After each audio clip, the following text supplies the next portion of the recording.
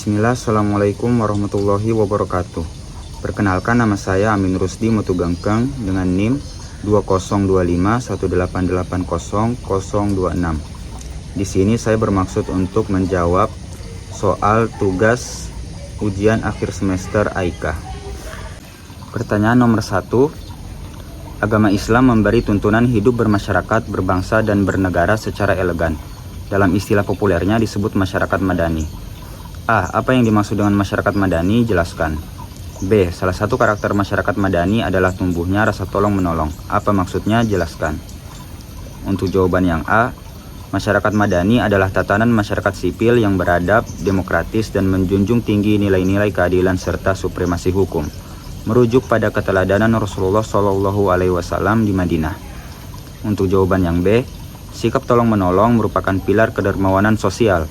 Artinya, warga memiliki kesadaran kolektif untuk saling membantu tanpa sekat perbedaan, sehingga tercipta stabilitas dan kesejahteraan sosial. Perkenalkan, saya Najwa Al-Safara dengan NIM 202518800035. Di sini saya akan menjawab pertanyaan nomor 2, yaitu Islam dan peradaban. Fungsi Islam sendiri yaitu sebagai hudan, petunjuk moral atau spiritual, dan juga furqan, pembeda benar dan salah.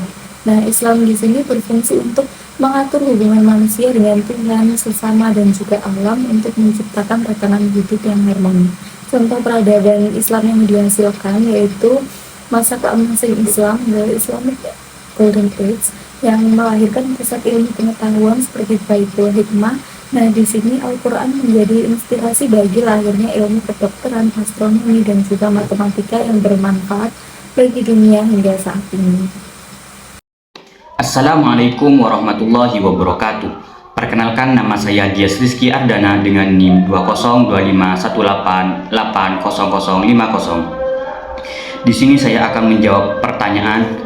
Banyak ayat Al-Quran yang memberi dorongan kepada umat Islam untuk menguasai ilmu pengetahuan, teknologi, dan seni.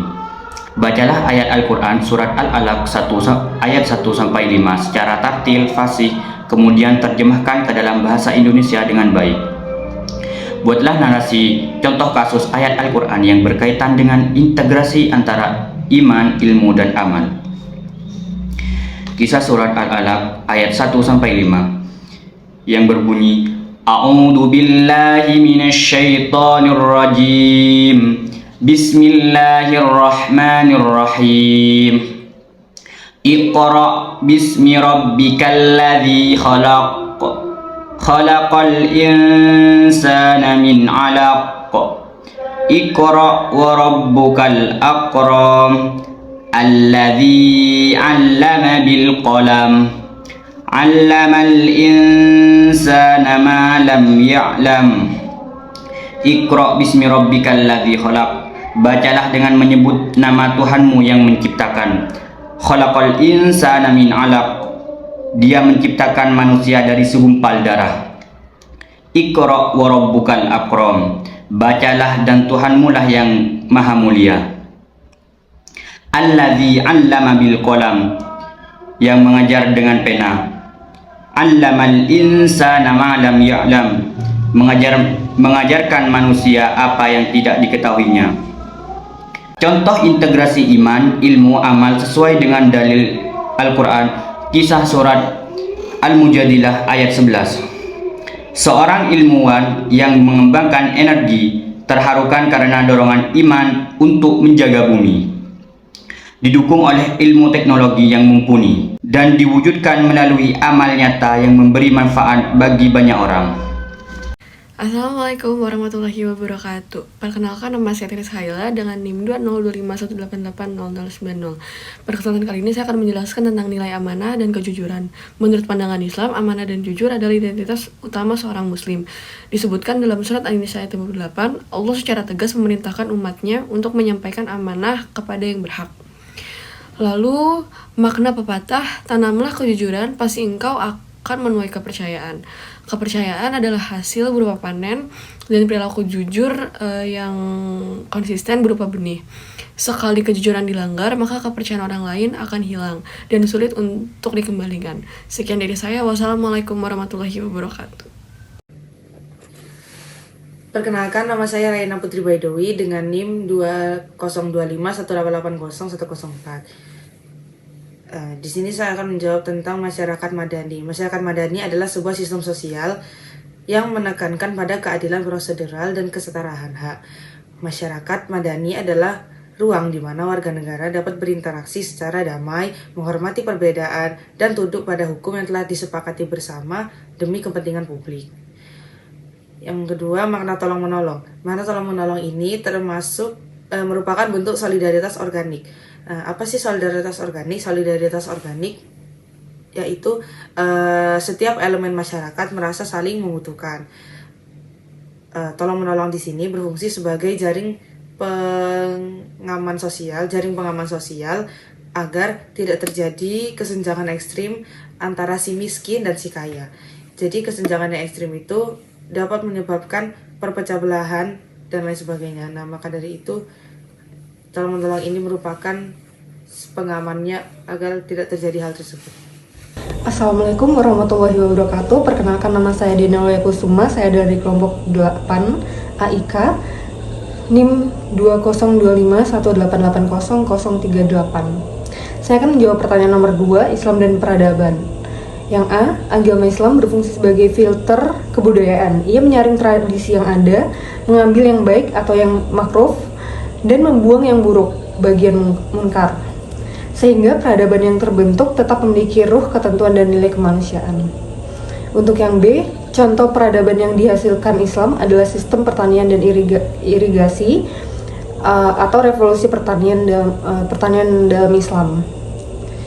Di Andalusia atau di negara Spanyol, ilmuwan muslim menggabungkan tentang ajaran konservasi alam dengan teknologi hidrolik.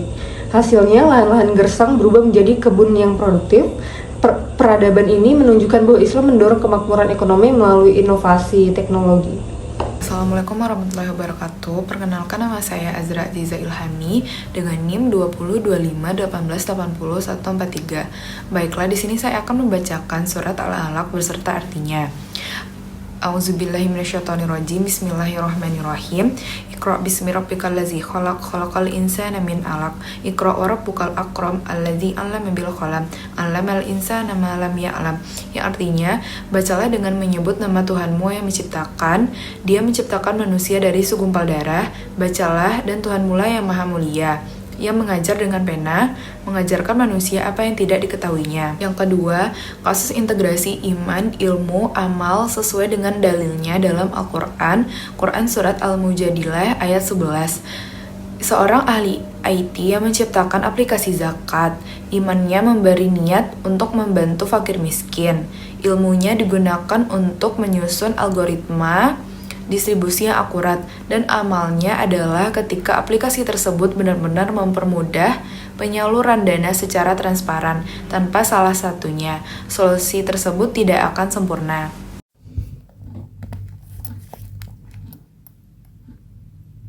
Selanjutnya adalah amanah dan juga kejujuran.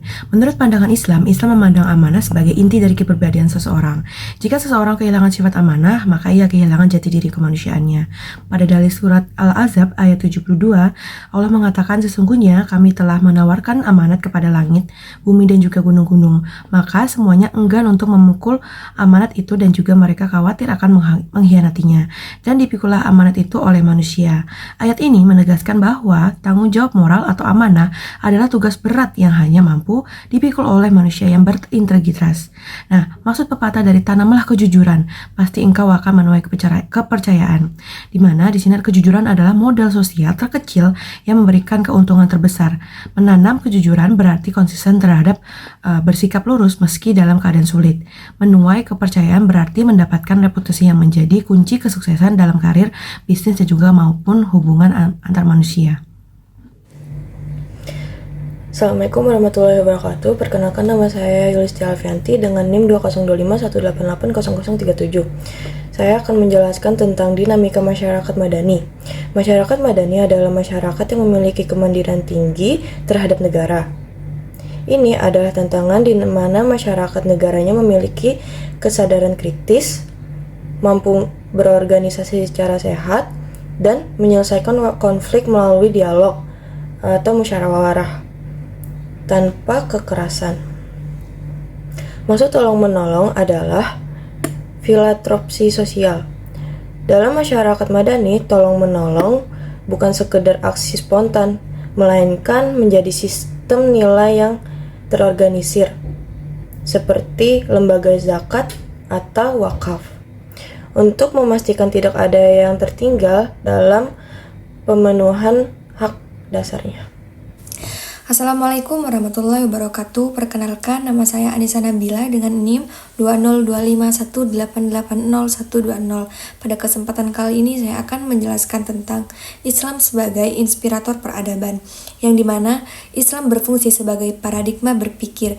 Agama tidak memberikan detail teknis bagaimana cara membuat jembatan ataupun juga bagaimana cara membuat pesawat, akan tetapi memberikan motivasi agar manusia menjadi kreatif dan memberikan koridor etis agar kemajuan tersebut tidak menghancurkan kemanusiaan. Contoh peradaban yang dihasilkan Islam adalah sistem perdagangan internasional. Pedagang Muslim pada masa lalu memperkenalkan konsep CEP, kwitansi, dan kongsi dagang. Peradaban ekonomi ini lahir karena Islam mengharamkan riba dan memerintahkan kejujuran dalam timbangan, yang akhirnya menciptakan standar etika bisnis global yang diakui dunia hingga kini.